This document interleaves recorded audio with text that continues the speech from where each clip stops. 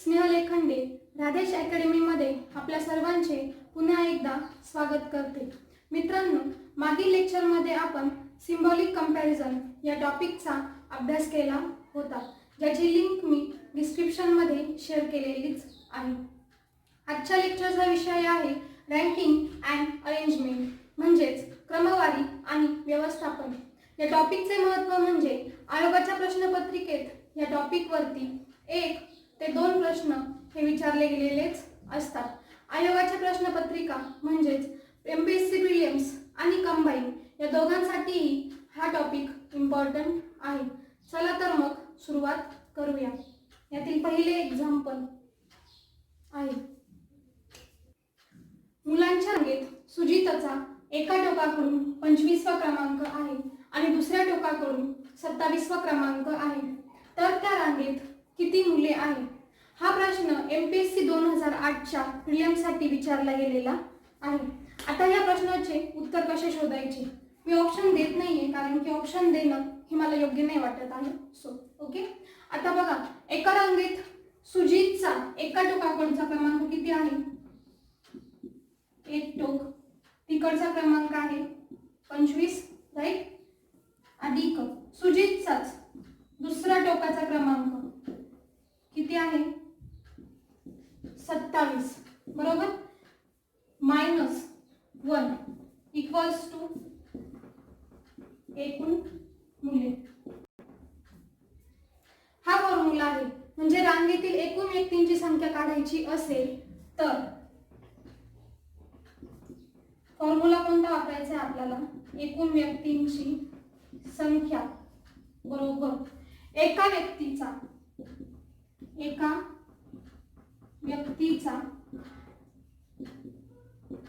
एका टोकाकडूनचा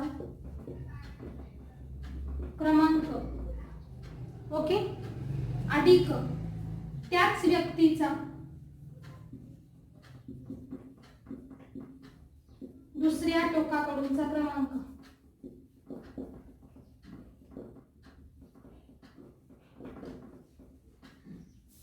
-1, ओके। म्हणून या ठिकाणी बघा, जी व्यक्ती आहे ती या ठिकाणी सुजित आहे। मग सुजितचा एका टोकाकडूनचा क्रमांक 25, दुसऱ्या टोकाकडूनचा क्रमांक 27, मग 25 अधिक 27 वजा 1 बरोबर तुमचे रांगेतले एकूण मुले। आता हा प्रश्न सॉल्व्ह करायचा म्हणजे 25 अधिक 27 वजा 1, 25 आणि 27 52 वजा 1 म्हणजे 51, म्हणजे रांगेतील एकूण मुलांची संख्या किती आहे? 51। आणि यासाठीचा एक जो महत्त्वाचा फॉर्म्युला तुम्हाला यूज करायचा आहे तो म्हणजे रांगेतील एकूण व्यक्तींची संख्या बरोबर एका व्यक्तीचा एका टोकाकडूनचा क्रमांक अधिक त्याच व्यक्तीचा दुसऱ्या टोकाकडूनचा क्रमांक वजा 1, ओके।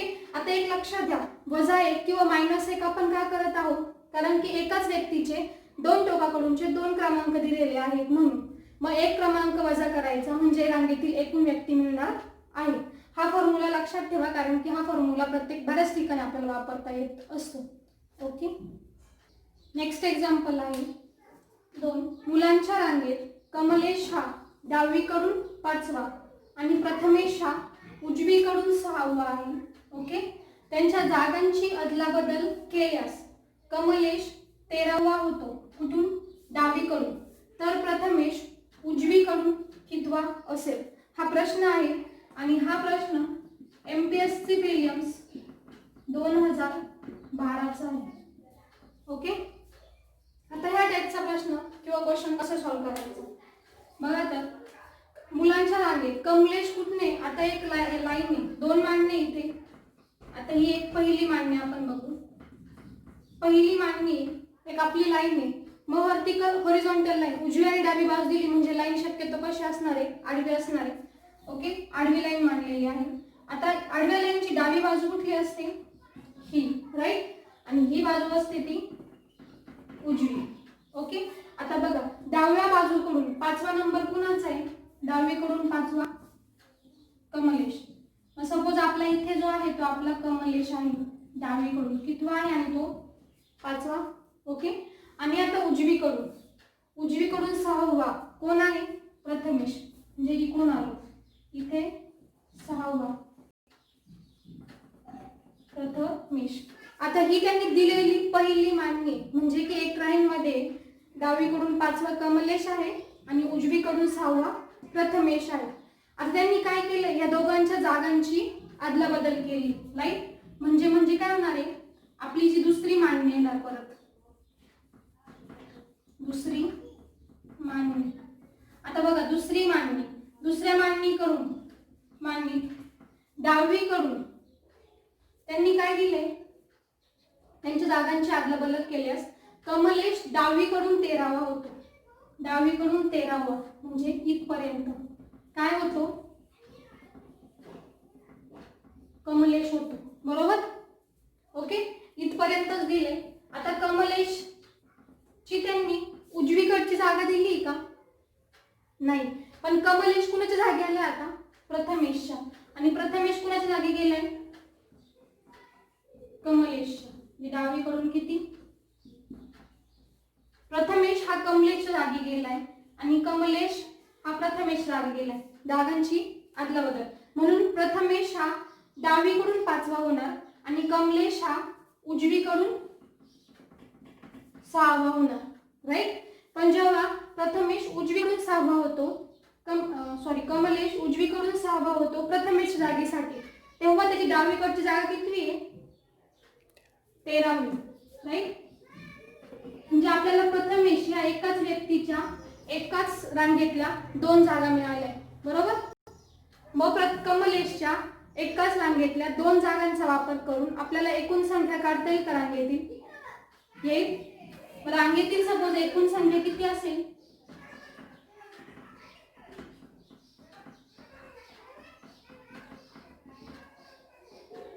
ते बघा रांगेतील एकूण संख्या बरोबर कमलेशची डावीकडूनचा क्रमांक कितवा?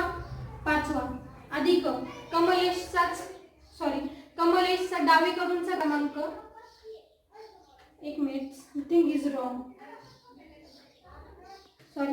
रांगेतील मग एकूण संख्या बरोबर दुसऱ्या मांडणीनुसार जाऊन कमलेशचा डावीकडूनचा क्रमांक 13वा बरोबर अधिक कमलेशचाच उजवीकडूनचा क्रमांक 6वा. म्हणजे एकाच व्यक्तीचे 2 क्रमांक 13 अधिक 6 वजा 1 बरोबर 13 6 19 वजा 1 म्हणजे 18. रांगेतील एकूण संख्या किती झाली? 18. आता आपल्याला काय काढायचं आहे? तर प्रथमेशचा उजवीकडूनचा क्रमांक काढायचा आहे नवीन मांडणीनुसार दुसऱ्या मांडणीत. ओके. आता दुसऱ्या मांडणीतला प्रथमेशचा उजवीकडूनचा क्रमांक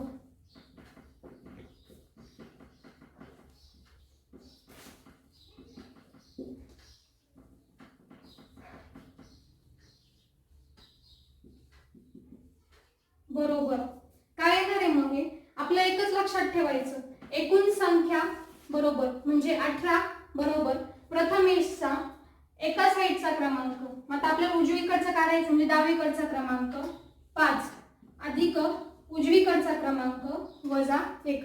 हा एक फॉर्म्युला वापरूनच आपण सगळं सॉल्व्ह करू शकतो. म्हणून उजवीकडचा क्रमांक बरोबर 18 वजा 5 अधिक 1 म्हणजे 18 वजा 5 13 13 अधिक 1 14वा. म्हणजे प्रथमेशचा उजवीकडचा क्रमांक किती असणार आहे? 14वा. फॉर्म्युला एकच लक्षात ठेवायचा आहे, तो म्हणजे एकूण संख्या बरोबर एका व्यक्तीची एका साईडचा क्रमांक अधिक त्याच व्यक्तीचा दुसरा साईडचा क्रमांक वजा 1. आणि हा एकच फॉर्म्युला वापरून आपल्या जवळपास या टाइपचे सगळे एक्झाम्पल्स व्यवस्थितपणे सॉल्व्ह होणार आहे. ओके. नेक्स्ट एक्झाम्पल बघूया. ओके. एका मंचावरती 6 वक्ते म्हणजे 6 स्पीकर बसले, 6 वक्ते भाषण देण्यासाठी पुढील प्रमाणे बसले आहेत. म्हणजे 6 लोक कसे बसलेत आता याचं डिस्क्रिप्शन या 4 लाईन मध्ये आहे. ओके. आता बघा उमेश आणि समीर यांच्यामध्ये फक्त प्रकाश आहे. तिमीर एका कडेला आहे. कुरेशी व समीर यांच्यामध्ये कोणीही नाही. राकेश हा कडेला नाही, मात्र उमेशच्या डाव्या बाजूला लगेचच आहे. तर उमेश व तिमिर यांच्यात कोण बसले आहे? हा तुमचा प्रश्न आहे. ओके, प्रश्न एकदा बघून घ्या, नोट डाऊन करून घ्या. सॉल्व कसा करायचा आता आपण बघू. एका मंचावरती किती वक्ते बसलेत? एकूण 6, म्हणजे 6 जागा आपल्याला लागणार आहे. आता इथे एक बघून घ्या. आपल्याला सुरुवात कुठून करायची आहे? तर तिमीर पासून करायची. का? कारण की तिमीर एका कडेला बसलेला आहे ना, म्हणून सुरुवात तिमीर पासून करायची. 6 जण, 1 2 3 4 5 6. ओके, आता तिमीर फक्त एका कडेला बसला इतकंच माहिती, पण तिमीर डाव्या बाजूच्या कडेला आहे की उजव्या बाजूच्या कडेला हे माहिती का? नाही. म्हणून 2 वेजने आपण अप्रोच होणार आहोत. ओके, डाव्या बाजूच्या कडेला तिमीर आणि उजव्या बाजूच्या कडेला पण तिमीर. म्हणजे आपलं कुठलं पॉसिबल झाले की तिमीर एका कडेला आहे, हे झाले साध्य. ओके, झाले. आता पुढे बघा, उमेश आणि समीर यांच्यामध्ये फक्त प्रकाश आहे. ओके, कुरेशी आणि समीर यांच्यामध्ये कोणीही नाही. आता यांनी परत पुढे दिले, राकेश हा कडेला नाही, मात्र उमेशच्या डाव्या बाजूला लगेचच आहे. आता याच्यामध्ये एक बघायचंय, उमेश आणि समीर यांच्यामध्ये फक्त प्रकाश आहे. आता हे एक्झॅक्ट माहित नाही ना, उमेश समीर यांच्यामध्ये फक्त प्रकाश, उमेश समीर मध्ये प्रकाश. ओके, आणि परत उमेश समीर उमेश, ही आपली एक कंडिशन दिलेली, राईट. दुसरा, कुरेशी आणि समीर यांच्यामध्ये कोणीही नाहीये. जे समीरच्या ह्या साईडला इकडून कुरेशी येणार किंवा इकडून कुरेशी येणार. ओके, राकेश हा कडेला नाही, मात्र उमेशच्या डाव्या बाजूला लगेचच आहे. उमेशच्या डाव्या बाजूला आहे म्हणजे कुठे यायला पाहिजे? उमेश इथे यायला पाहिजे, राईट. उमेशच्या डाव्या बाजूला राकेश इथे यायला पाहिजे. म्हणजे राकेश, उमेश, समीर आणि कुरेशी किती झाले? 1 2 3 4 5 झालेले. आणि आपला 6वा आहे तो हे तिमीर. म्हणजे तिमीर राकेश उमेशच्या डाव्या बाजूला लगेचच, उमेश प्रकाश समीर कुरेशी. ह्या युनिट्स हे सॉल्व होते. म्हणजे इकडचं जे आहे ते नाहीये, कारण की राकेश हा कडेला नाहीये. या कंडिशन मध्ये राकेश इथे टाकून. ओके, तुमचं एक्झॅक्ट आन्सर हे तिमीर राकेश उमेश प्रकाश समीर कुरेशी. ओके, म्हणजे याच्यावरून आता बघा प्रश्न काय विचारलाय, तर उमेश आणि तिमीर यांच्यामध्ये कोण बसला आहे? उमेश हा इथे आणि तिमीर हा इथे, दोघांच्या मध्ये बसलेली व्यक्ती कोणी? राकेश. तुमचं आन्सर काय पाहिजे? राकेश. की उमेश आणि तिमीर यांच्यामध्ये राकेश बसलेला आहे. ओके, बघून घ्या. Next example 4. मिलिंद, सिद्धेश, कार्तिक, सोहम आणि अक्षय बसच्या रांगेत उभे आहेत. रांगेत उभे म्हणजे व्हर्टिकल लाईन, म्हणजे उभी रेषा आहे जी आपल्याला काढायची आहे किंवा ड्रॉ करायची आहे. सिद्धेश मध्यभागी उभा आहे. जे 5 जणांच्या मध्यभागी सिद्धेश आहे, म्हणजे सिद्धेशच्या पुढे 2 जण आहे आणि मागे 2 जण आहे. सिद्धेश मध्यभागी उभा आहे. कार्तिक सोहमच्या पुढे नाही, तर मिलिंद अक्षयच्या मागे नाही. जर मिलिंद कार्तिकच्या मागे असेल तर 2 टोकांना कोण उभे असेल? 2 टोकांची जोडी शोधायची. पहिल्या नंबरला कोण आहे आणि 5व्या नंबरला कोण आहे? प्रश्न कळला? ओके, सॉल्व कसं करायचा बघू. आता परत इथे 5 1 2 3 4 5 यातली आपल्याला फक्त एकच प्लेस माहिती आहे फिक्स वाली, जी कुठली आहे? मध्यभागची. म्हणजे ह्या 2 सोडून ह्या 2 सोडून, आणि तो कोणी? सिद्धेश. बरोबर, सिद्धेश मध्यभागी उभा आहे. ओके, आता बघा पुढे हे इथपर्यंत झालं. ओके, आता ह्या 2 रेषा लाईनिंगचा किंवा 2 यांचा वापर करून ह्या पुढच्या 4 प्लेस शोधायच्या आहेत. आता बघा, कार्तिक सोहमच्या पुढे नाहीये, म्हणजे थोडक्यात काय? कार्तिक सोहमच्या मागे आहे. म्हणजे सोहम इथे असेल तर त्याच्या मागे कुठे इकडे कार्तिक असेल, बरोबर. सोहम पुढे, सोहमच्या मागे कार्तिक. आता परत पुढे जाऊ. कार्तिक सोहमच्या पुढे नाही, याचा अर्थ कार्तिक सोहमच्या मागे आहे. मिलिंद अक्षयच्या मागे नाही, मिलिंद अक्षयच्या मागे नाही, याचा अर्थ मिलिंद अक्षयच्या पुढे. मग इथे अक्षय असेल तर अक्षयच्या पुढे कोणी, मिलिंद. म्हणजे थोडक्यात आता ह्या दोन प्लेस मिळाल्या आहेत, पण ह्या दोन प्लेसचा आपल्याला एकमेकांशी रिलेशन शोधायचं आहे. ओके. आता बघा, जर मिलिंद कार्तिकच्या मागे असेल, मिलिंद काय कार्तिकच्या मागे, म्हणजे सोहम, सोहमच्या मागे कार्तिक, कार्तिकच्या मागे मिलिंद, आणि मग मिलिंदच्याही मागे अक्षय. म्हणजे हे जे चार आहे हे आपल्याला मिळाले आहे. पण ह्या चौघांच्या मध्यभागी कोणी, सिद्धेश. जे सिद्धेशच्या पुढे दोघ जण असलेले उभे कोणी, सोहम, कार्तिक. सोहमच्या म्हणजे मग बरोबर सॅटिस्फाय होते, कार्तिक सोहमच्या पुढे नाही, म्हणजे कार्तिक सोहमच्या मागे आहे. आता कार्तिकच्या मागे कोणी, मिलिंद, बरोबर. आणि मिलिंद, अक्षय मिलिंदच्या पुढे नाही, याचा अर्थ अक्षय मिलिंदच्या मागे. मिलिंदच्याही खाली कोण आलं, अक्षय, बरोबर. म्हणजे अशा प्रकारे आपल्याला 1 2 3 4 5 ह्या 5 जागा मिळालेल्या आहेत.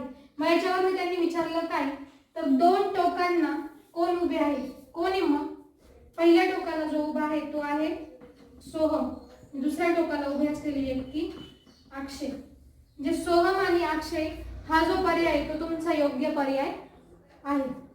ओके, समजलंय का.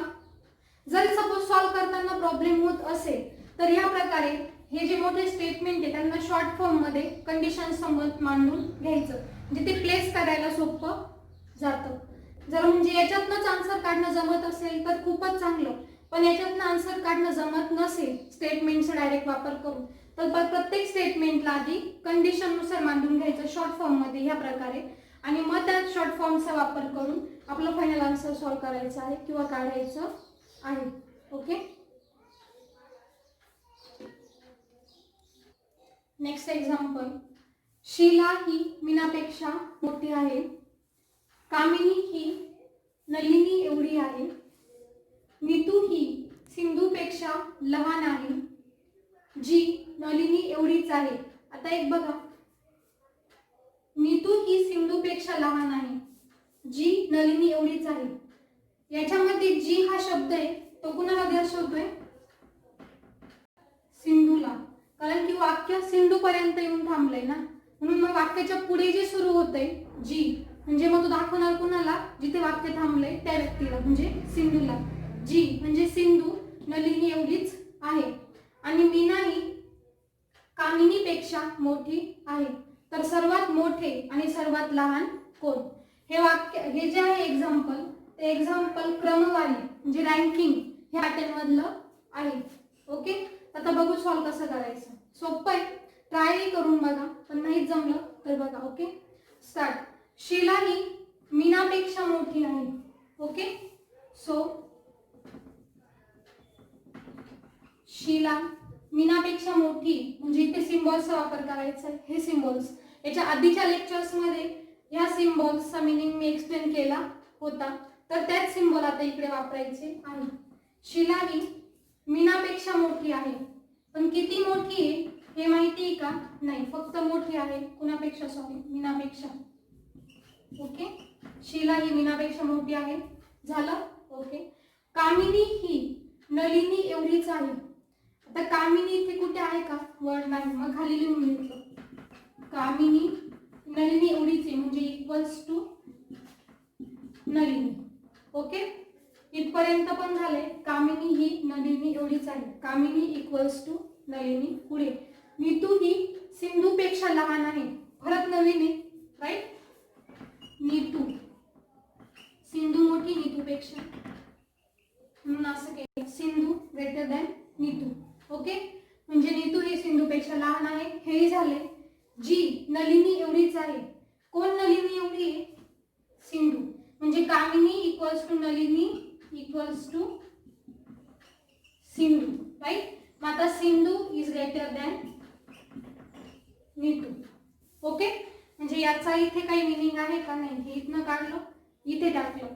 ओके, मीना ही कामिनीपेक्षा मोठी आहे. मीना ही कामिनीपेक्षा मोठी आहे. म्हणजे आता मीना आणि कामिनीमध्ये पण नातं बनलंय. मग Sheela is greater than Meena is greater than Kamini. Kamini equals to Nalini. Nalini equals to Sindhu. Sindhu is greater than Neetu. Okay, जे तुमचे जे फायनल जे रँकिंग आहे ते म्हणजे हे वाला. म्हणजे याचाही काही उपयोग नसल्यामुळे आता हे रफ करून टाकलेलं आहे पुढे. म्हणजे आपलं फायनल आन्सर काय? शीला मीनापेक्षा मोठी, मीना कामिनीपेक्षा मोठी, कामिनी नलिनी आणि सिंधू ह्या एकमेकां इतक्याच आहे आणि सिंधू ही नीतूपेक्षाही मोठी. ओके, आपला आन्सर मिळालाय का अजून? नाही. आपण फक्त जवळपास 80% पर्यंत गेलोय. 20% आपल्याला जायचंय. आता याच्यामध्ये बघा, तर सर्वात मोठे कोण आहे?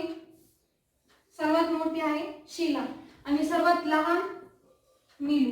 म्हणजे पर्यायामधला कुठला पर्याय निवडायचा आहे? शीला व नीतू. बरोबर.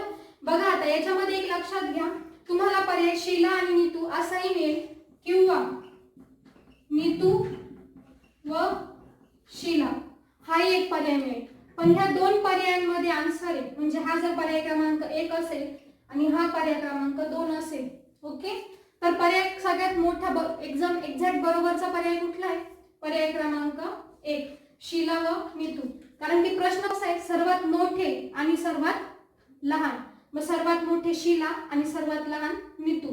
याचा अर्थ काय की सर्वात मोठे नीतू आणि सर्वात लहान शीला. म्हणजे तुम्ही व्यवस्थित सॉल्व्ह करूनही पर्याय व्यवस्थित न पाहिल्याने चुकू शकतं. राईट. सो क्वेश्चन बघा व्यवस्थित, त्यातनं ऑप्शन बघा आणि मग तुमचं फायनल आन्सर जे ते टिक करून घ्या. ओके,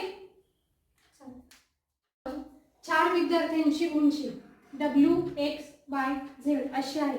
पण ती ह्याच क्रमाने आहे का? नाही. तिचा क्रमांक कसाही असणार आहे. ओके, त्यातच 2x बरोबर W प्लस Z, 2W बरोबर X प्लस Y आणि 2Y बरोबर W आहे.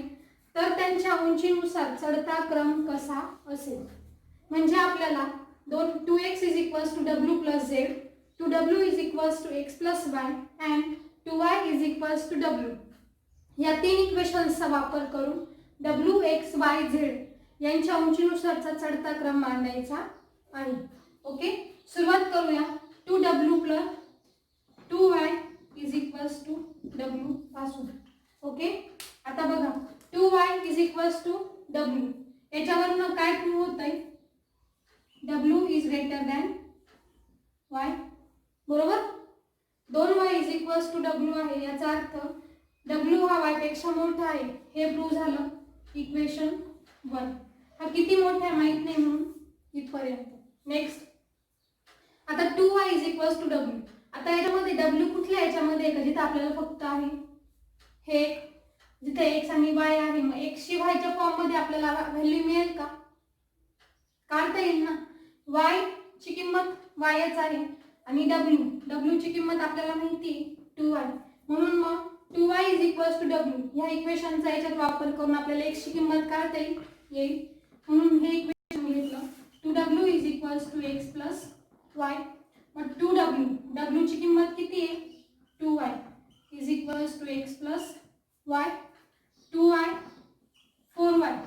2 into 2y 4y is equals to x plus y. 4y minus y is equals to x. Therefore 3y is equals to x. बरोबर. हे एक equation मिळालं. याला equation number दिला 2. 2y is equals to w हे आपलं equation number first. 3y is equals to x हे आपलं इक्वेशन नंबर सेकंड. आता बघा आपल्याला लास्ट इक्वेशन राहिलं. x ची किंमत माहिती आहे काय? 3y. w ची किंमत माहिती आहे काय? 2y. मग याच्यावरनं z ची किंमत काढता येईल. मग इक्वेशन घेतलं शेवटचं 2x is equals to W plus Z. आता 2x, x ची किंमत 3y is equals to W ची किंमत 2y plus Z. Okay. 6y is equals to 2y plus Z. 6y minus 2y is equals to Z. 4y is equals to Z. हे आपल्याला equation number 3. Okay. समजतंय? म्हणजे आता आपल्याला 3 equation मिळाले. पहिलं इक्वेशन आहे आपलं 2y is equals to w, 3y is equals to x and 4y is equals to z. बरोबर. आता याच्यावरनं काय प्रूव्ह होतंय? सगळ्यात जो छोटा आहे तो काय असणार आहे? y. कारण की y ची किंमत ही y एकटाच असणार आहे. बरोबर. 1y is equals to y. 1y काय अजून करायचं आहे? कारण की 1 इंटू y म्हणजे yच असणार आहे. जे 1y इंटू y, y म्हणजे सगळ्यात लहान जो असणार आहे तो y असणार आहे. y पेक्षा मोठा कोण असणार आहे? 2y. 1y पेक्षा मोठा काय? 2y. 2y कोण आहे पण? w. म्हणजे y is less than w. Right. आता 2y पेक्षा मोठा काय? 3y. 3y म्हणजे काय पण? x. म्हणजे w is less than x. आणि मग 3y पेक्षा मोठा 4y. तो काय? z. म्हणजे यांचा उंचीनुसारचा चढता क्रम कसा येणार आहे? सगळ्यात छोटा y, त्याच्यापेक्षा मोठा w, त्याच्यापेक्षा मोठा x आणि त्याच्यापेक्षा मोठा z. म्हणजे मग प्रश्नात काय विचारलंय? तर त्यांच्या उंचीनुसारचा चढता क्रम कसा असेल. यावेळेस तुम्हाला ऑप्शन काय चूज करायचा आहे? ज्या ऑप्शन मध्ये y, w, x, z हे दिलेलं असेल तो ऑप्शन आपल्याला चूज करायचा आहे. राईट. ओके. या प्रकारे इथे हे एक्झाम्पल संपलेलं आहे. या टॉपिक्स वरती जे आणखी काही उरलेले एक्झाम्पल्स आहेत ते नेक्स्ट पार्टच्या नेक्स्ट व्हिडिओमध्ये सांगण्यात येतील. कारण की एकच व्हिडिओ